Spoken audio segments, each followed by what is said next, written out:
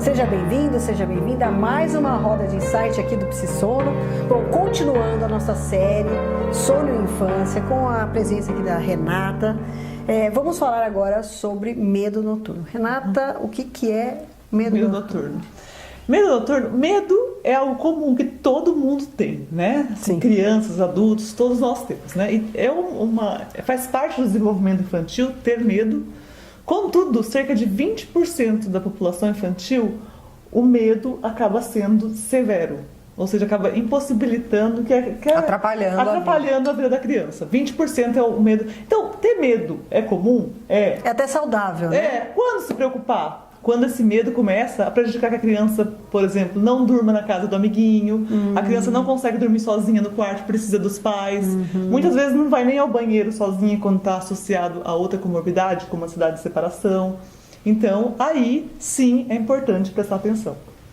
Sim, medo noturno. Medo noturno. Não, acho que esse é o conteúdo do seu pós-doc, né? A Renata está estudando isso, está fazendo um trabalho, acho que você pode contar pra gente, um trabalho de intervenção maravilhoso com as crianças que têm medo noturno, que é uma intervenção da biblioterapia, né? Isso, que é o uso de livros, né, recursos lúdicos para o manejo do medo noturno, né? Então, vamos começar assim, falar primeiro assim, quais são os medos mais comuns na infância? Então, o medo do escuro... Eu tinha medo. Qual era o seu? Eu tinha medo do Incrível Hulk. É minha época, né, gente? Eu tinha medo do Incrível Hulk. Incrível Hulk? Eu tinha medo de monstro. É um monstro. Monstro é muito comum também. Eu tinha medo, eu sempre achava que minha cama tava boiando num rio, assim, e tinha um monte de jacaré. Nossa, eu tinha medo, eu ficava de pé na cama, eu lembro, para acender a luz, assim, morria de medo. Não é incrível? Ou antes de dormir. Precisa de uma luzinha acesa para ficar segura. Eu conheço pessoas que têm falta de ar se não tiver algum ponto de luz. Então, com certeza, você que está assistindo também já teve medo noturno. Sim. O mais comum é o medo do escuro. O mais comum entre as crianças é o medo do escuro. Outro medo muito comum é o medo de perder os pais. Então, o medo de alguma coisa muito ruim acontecer com os pais se a criança não estiver perto dele. Então, é medo de perder os pais, medo dos pais sumirem. Mas a criança fala isso, Rê? Como você sabe? Elas relatam. Elas relatam, sim. Mas os pais sabem disso, desse conteúdo, normalmente? Que Sim, o medo é de perder os pais? Então, essa é uma pergunta muito interessante, que muitas vezes o comportamento de superproteção dos pais faz com que a criança fique um pouco dependente da presença dos pais. E muitas vezes eles falam, estou com medo para dormir junto, mas aí, será que é medo? Ou será que eu estou fazendo isso para dormir com os meus pais? Então, saber identificar é muito importante. Mas como que identifica uma coisa dessa? Porque também não... Como que a gente identifica se a criança está com medo ou se ela está utilizando de um artifício para ficar com os pais? Então, primeiro você vê a reação da criança, né? É bem difícil. É a reação da criança, qual é a frequência, se isso tem algum contexto, se tem um contexto específico. Né? Mas geralmente a criança tem muitos prejuízos. Isso também, né? Muito difícil. Prejuízos como, assim?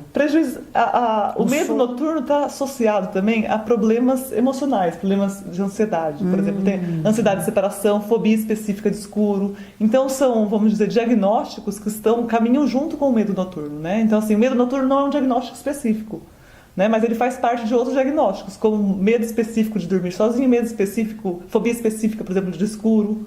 Né? Ou ansiedade de separação, é muito comum as crianças terem medo de dormir sozinhas. E geralmente deve ser de um sofrimento muito grande, ela deve chorar, ela deve ficar extremamente estressada, não vai para a cama dos pais, não deve dormir direito, deve ocorrer um monte de... Isso é diferente de pesadelo? É diferente do medo que surge no meio da noite? Com certeza, porque a criança ainda está acordada, né? Então não foi assim, ela não dormiu e teve medo devido à ocorrência de um sonho ruim. Não. Ela, antes de dormir, já apresenta o medo de estar na ausência do... é um comportamento antes de dormir. Mas o sonho de angústia, por exemplo, o sonho que é um pesadelo, que a criança acorda, e daí ela tem medo de voltar a dormir, isso também acontece? Acontece também, né?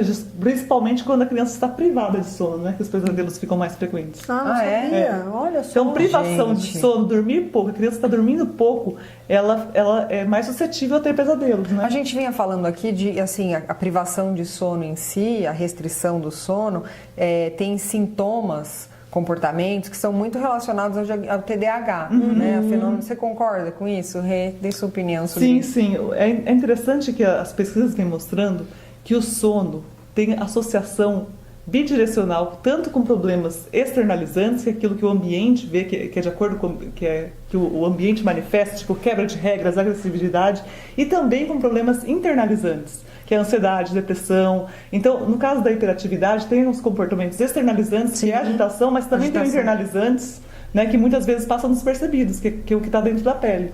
Né? São atividades de concentração, tudo. Os professores nem sempre conseguem enxergar enxergar quando tem agitação, que é a hiperatividade. A Tia Amor consegue. Confira o vídeo da Tia Amor.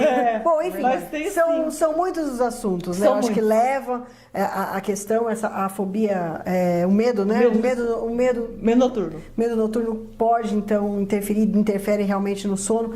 E não só no sono, como também nos comportamentos. A má qualidade do sono infantil e o medo noturno, eles estão associados a problemas de comportamento, seja eles de origem internalizantes, como problemas emocionais, ansiedade, depressão, como externalizantes, como agressividade, e também aprendizagem, tudo. Sim. Ó, eu vou cortar um pouquinho vocês aí, porque eu quero um outro vídeo aqui com você para a gente entender, então, como que a gente pode resolver esse problema, né?